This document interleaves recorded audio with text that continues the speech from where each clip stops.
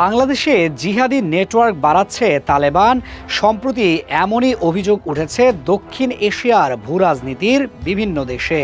আফগানিস্তানে ক্ষমতায় ফিরে আসার পর তালেবান তাদের কূটনৈতিক ও বাণিজ্যিক সম্পর্ক বিস্তারের চেষ্টা চালিয়ে যাচ্ছে। বাংলাদেশও সেই পরিসরের বাইরে নয়। আনুষ্ঠানিক কাঠামোর বাইরে বিভিন্ন প্রভাবশালী ব্যক্তি ও ধর্মীয় নেতাদের মাধ্যমে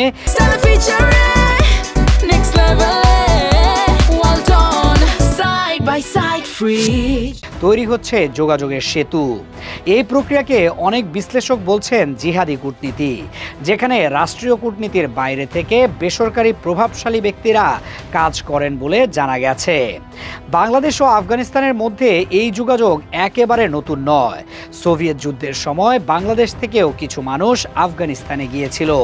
সেই সময় থেকেই কিছু ধর্মীয় নেটওয়ার্ক ও ব্যক্তিগত সম্পর্ক তৈরি হয়, যা পরবর্তীতে বিভিন্ন সংগঠনের মাধ্যমে বিস্তৃত হয়। এই পুরনো সম্পর্কই এখন নতুন প্রেক্ষাপটে আবার সামনে আসছে।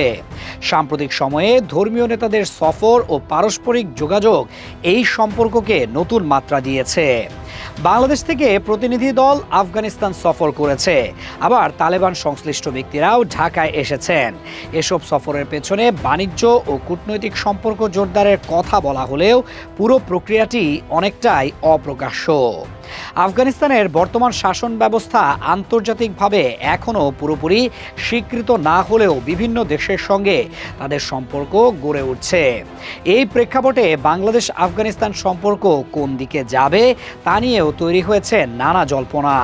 বিশ্লেষকদের মধ্যে এ নিয়ে রয়েছে মতভেদ। কেউ বলছেন এটি ইতিবাচক কূটনৈতিক উদ্যোগ হতে পারে, আবার কেউ সতর্ক করছেন সম্ভাব্য ঝুঁকি নিয়ে। বিশেষ করে অতীতে জঙ্গিবাদে জড়িত কিছু নেটওয়ার্কের পুনরুত্থানের আশঙ্কা নিয়ে উদ্বেগ প্রকাশ করা হয়েছে।